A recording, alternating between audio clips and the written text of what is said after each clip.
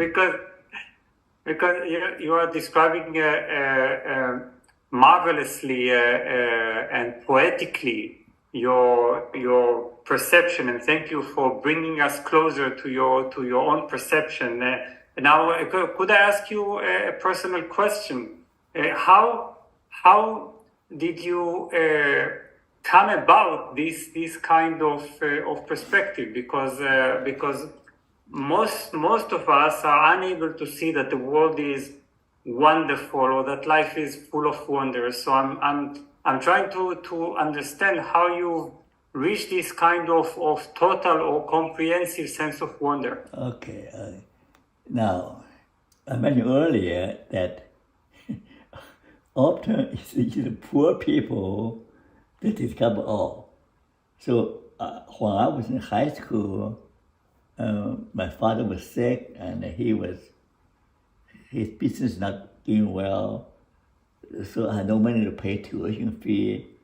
So I was a miserable young man, full of sadness, full of sorrow. So one day on the streetcar, there's a white man. He asked me, he said, "Why you are so burdened? You're sad. Do you have anything? Is there anything I can pray for you?" So I look at him. I say, "A stranger went over to pray for me." I said, "Sure." So I tell him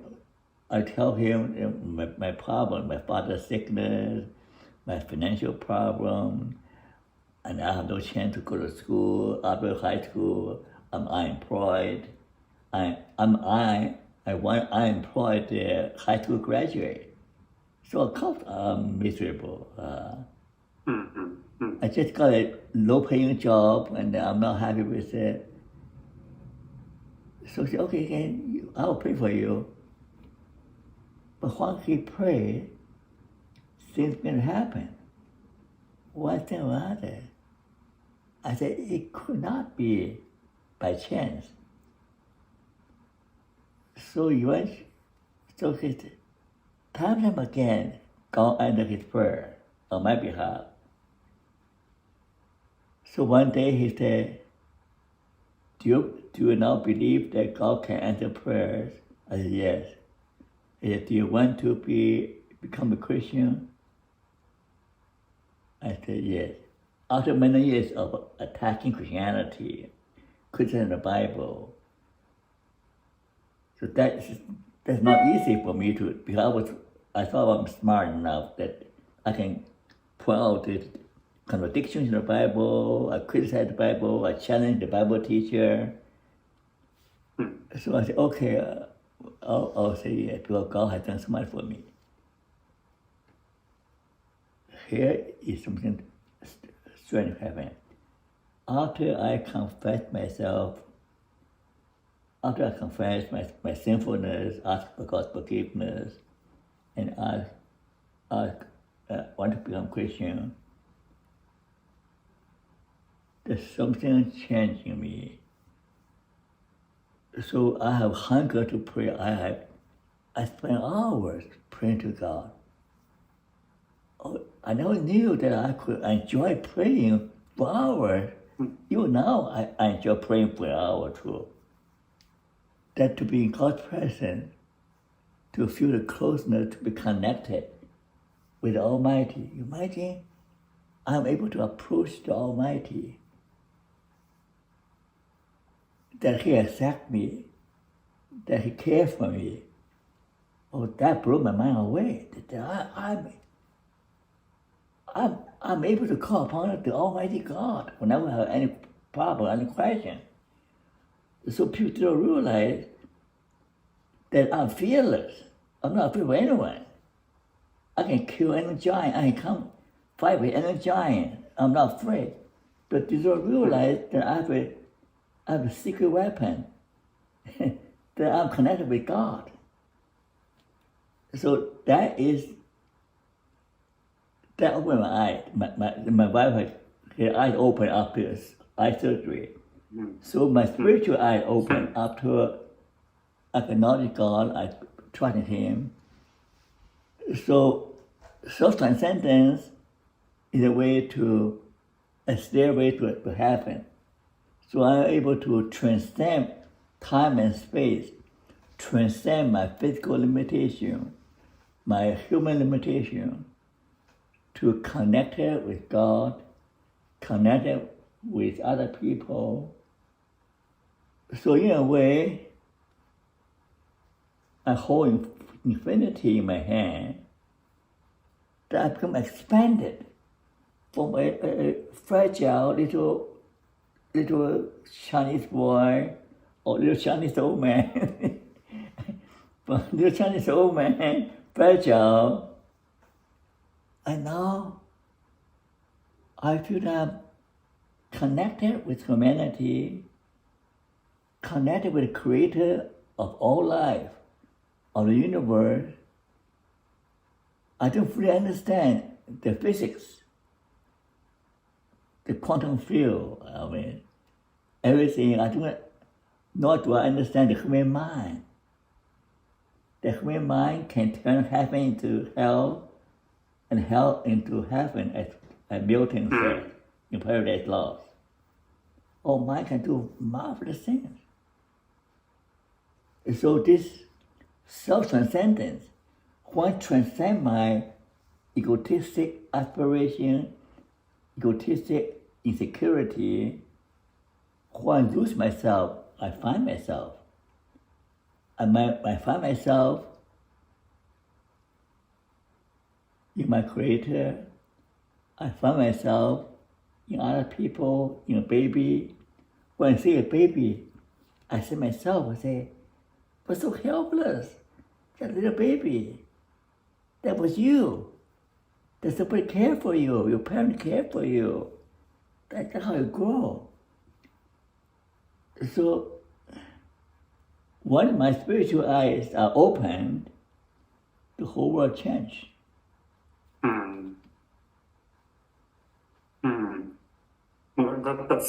That's so beautiful.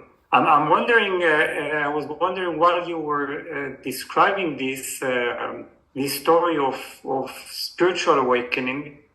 Do you think that it is essential in order for us to be able to perceive that the world is full of wonder, that the world is itself wonder? Does this necessarily involve a religious emotion or a religious experience, or can that be without any kind of belief? Okay. So what I'm saying is that for me, it is spiritual. It's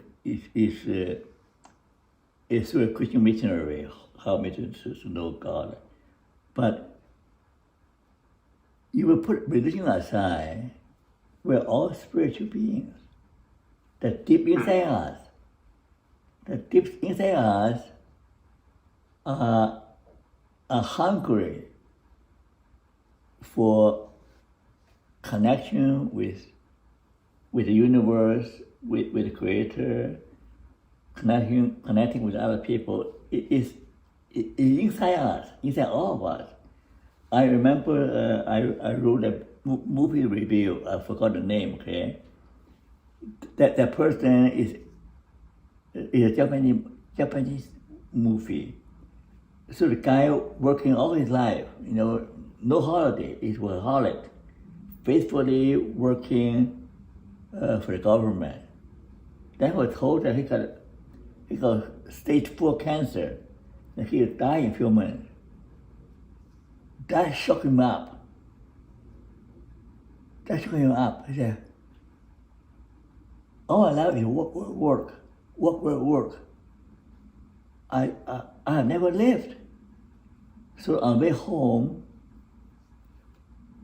he was stopped by the beauty of sunset. He go home after work, he sees sunset every day, but he never pay attention. But now, he's dying. He stopped. He looked at sunset. he was transported to a different world.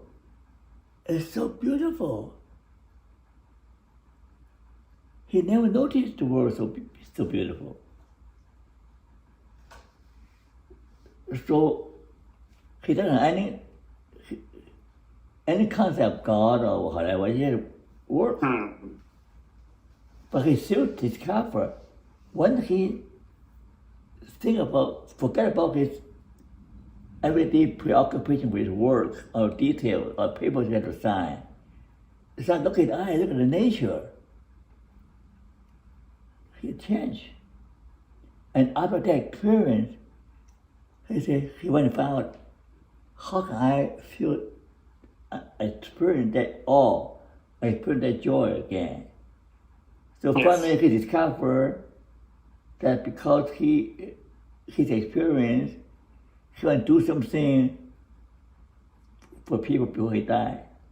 So he spent his the remaining time trying to convert a deserted area into a playground for children. Yes. So he was so happy when finally they realized he was restoring time. He was sitting on a swing, back to childhood, to dying. He died happy on the swing. It's full of joy and awe of what a beautiful world. You can imagine children come to play. So often it takes suffering, it takes adversity to make people realize how precious life is. Now people waste so much time shopping, eating, drinking, and fighting, making money, as if there's life gone forever. No, life doesn't go on forever. We all die. So if people think about death, that our days are numbered. When they begin to value life, they'll discover more awe, more wonder in everyday life. So don't have to be religious to appreciate the spiritual dimension of life.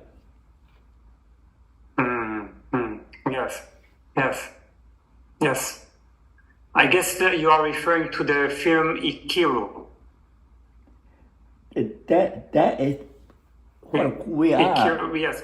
We are biological, psychological, social, and spiritual. We're the four dimensions. So if people ignore the spiritual side, they fail to see the wonderful world they're living in, the invisible world. The invisible world is more real. You will ask theoretical physics, they'll tell you that nothing is solid. The quantum field is not solid. It's under energy. And so, actually, in reality, the material things are an illusion. That we wrap in skin is an independent entity, is an illusion. But we're all connected. So self-transcendence means that once we are able to become awakened to reality that we are all connected, that we also have connected with ecology, with nature, with the creator. When we see that we are just we're just a drop of water of the ocean. We're a grain of sand, of stardust that make up the universe. Then our little pride, our little ego disappears. So the sense of awe is that the more we focus on ego, the more miserable we are. The more we lose our ego, as we listen to music, or see a performance like whatever sport, music or sport, to see the accents. The excellency in what human can achieve in basketball, in baseball or in music. You say, human being can do so many marvelous things. But human being can also do horrible things. But the more we appreciate the wonderful things around us, the less likely we want to be mean and so to do things to hurt other people. See, it's a selfishness, it's the ego that motivates us to do harm to other people in order for personal gain. But when we see we are all connected, then we have less motivation to harm other people for self-gain. We're more likely to help each other. If we all help each other, the world will be better. We might not be able to change the world, but if every person treat other people as brothers and sisters, love your neighbor as yourself. If everybody has a sense of fear of God, they will not do things that God doesn't approve. Of conscience, the natural law of conscience is the image of God inside us. Whether you recognize Him or not, doesn't matter, you have a conscience. If you violate a conscience, you have nightmares. You have a ghost haunting you all your life. Yes. So you're describing a perception in which either nothing is a miracle or everything is a miracle.